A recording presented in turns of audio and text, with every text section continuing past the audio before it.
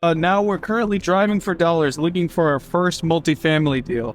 We're currently getting off the highway, so what we're going to look for is big apartment complexes in either disrepair or haven't been fixed up in a while. So right now we're in the heart of Memphis. There's one right there. That's a pretty big one. So we'll grab a snap of it, see if basically what we're looking for is motivated sellers. So people who are tired of being landlords. All right, so all we're doing right now is we're gonna try to find 10 to 20 properties, log them in, and then we're gonna skip trace them later, which means we're gonna figure out who the owner is. And then if they're motivated on selling, like if the apartment's in disrepair or we can give them a good rate that makes sense for us, they'd be willing to sell. So let's see. So that's one down, 9 more to go for this area.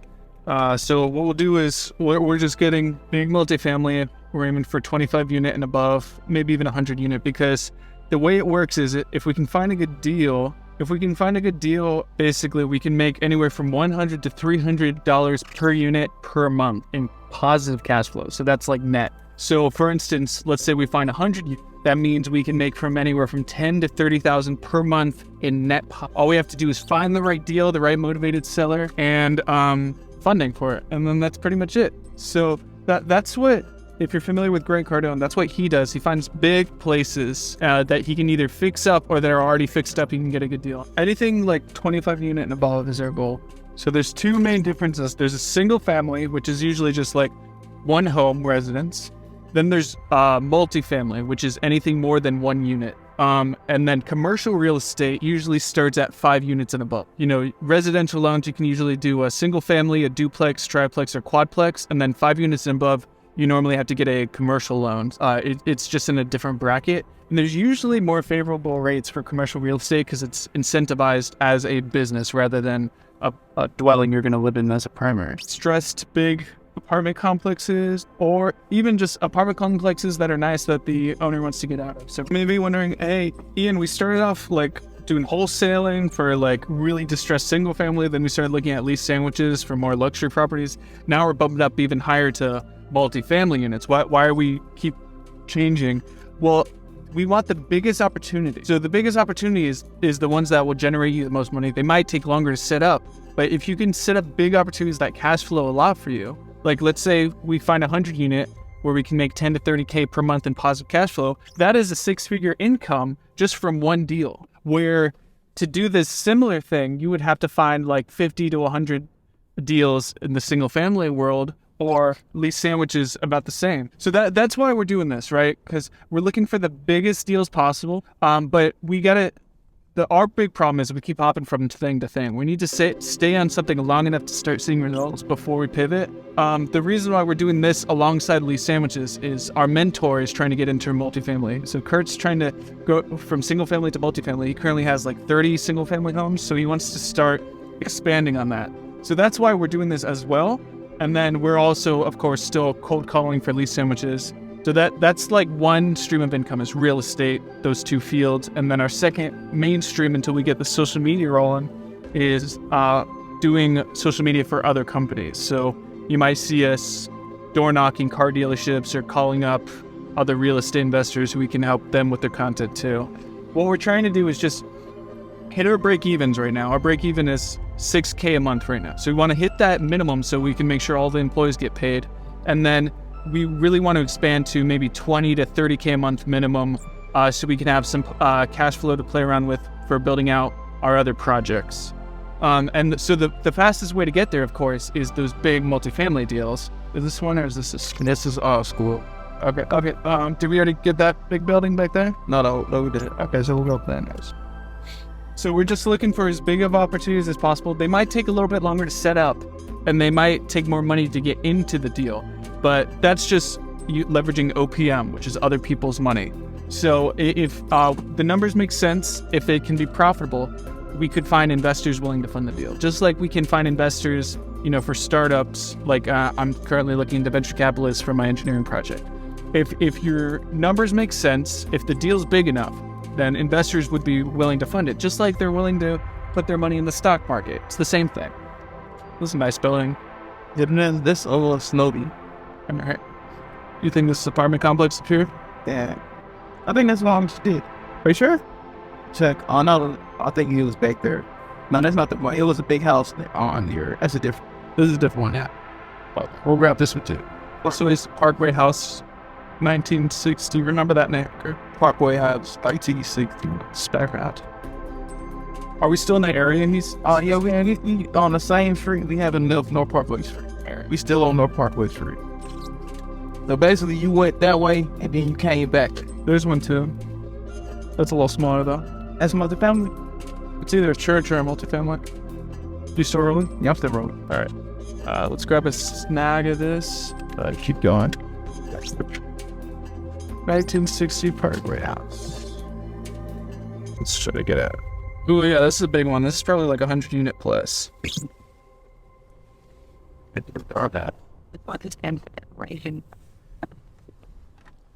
Oh, that's a big one, yeah. Shit.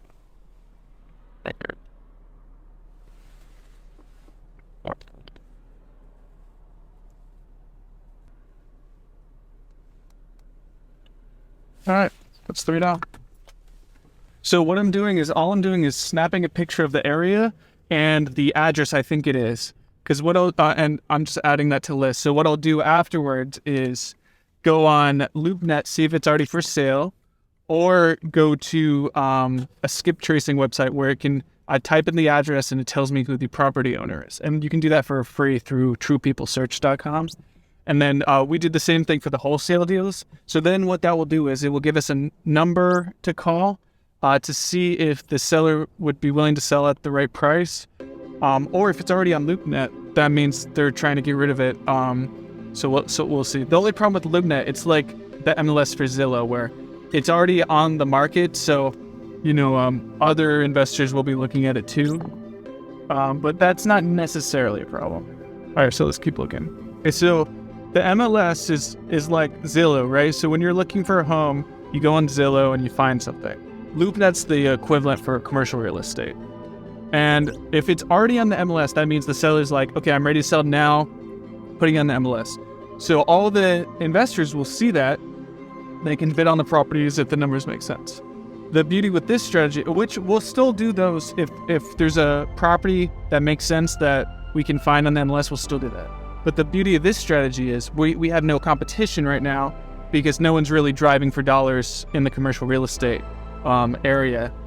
Because most of these people, they sit in their ivory towers and just collect the deals.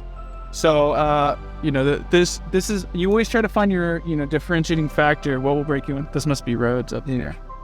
Okay, so we just try to find a differentiating factor so we can stand out. We have to be willing to do what other people don't. Like, say with the social media marketing company, like we might have to do some door-to-door sales. A lot of people don't like doing that because it's uncomfortable, it's scary. But if you do that, you're the breakout because and then you're the one who gets the deals. Here's one up here, but I think that's part of roads. But if it's owned by a university, it's probably going to be harder because they're trying to keep it. We only need 1 or 2 deals, right? So we'll just keep going until we get it. And you said they can even be abandoned, like almost like on the burst strategy. Yeah, remember that first. Well, that's what Kurt is really looking for, is like the burst strategy where it needs some renovation so we can get it really low. Like, remember the one by your apartment? So the problem with this strategy will make us a lot of money, right? Probably 10 to 30K a month per deal, but it might take months to set up, or weeks even. But like, we need cash today, right? We're out of credit limit. We need to fund all of our employees. So we need to figure out a strategy for today. So after we snag all of our properties, we got to start either cold calling or start door knocking, get a deal going for the lease sandwich or social media marketing company. Either one will work, but probably social media marketing, we could get same day cash. The only other one we could get same day cash on would maybe be mansion tours, but we wouldn't make nearly enough. We'd have to do 3 mansion tours just to hit our weekly goal. Yeah, so maybe not mansion tours, but we'll have it on the back burner just in case. Looking for deals. We're currently at a list of 5. We'll probably get 3 to 5 from LoopNet too. I'm seeing 1, 2, 3, 4 big buildings, so we might have hit the mother load. Are these office buildings or office? We'll snag it.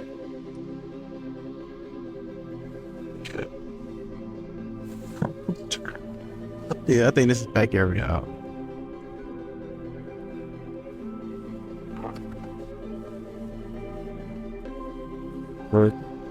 Be willing to do what nobody else does to get the deals. Alright. Like that's one too. The gray. Oh yeah, good call. It's almost in level. Yeah, we're in a good area. Alright. Yeah. It look like it's one all the way down there too. You see that gray building? Fuck. Oh. Sorry. But yeah, oh, that's one right there. That's definitely one. Yeah, that's for bar. Well, if it's for rent, that means it's vacant, so we could buy it. Make sense? Actually, get that. All right. There's one up here too. These look a little newer. Knickerbocker McLean House Apartments. Remember those names? McLean House Parking.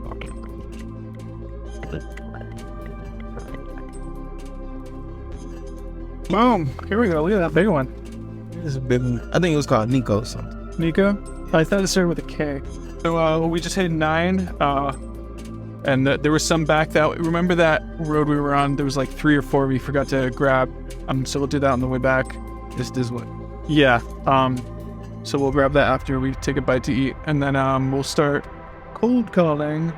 So we're going to, take it one day at a time. I'm going to put my expert salesman hat on. And we got to land a big client. Be solicitous.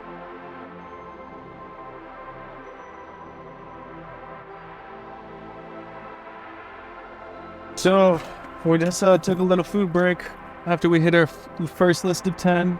We got 10 more multifamilies to find, driving for dollars. And we did a little meditation, get in the right headspace. After we finish this, we're gonna try to land a high-ticket client so we can keep the ball rolling, get everybody paid.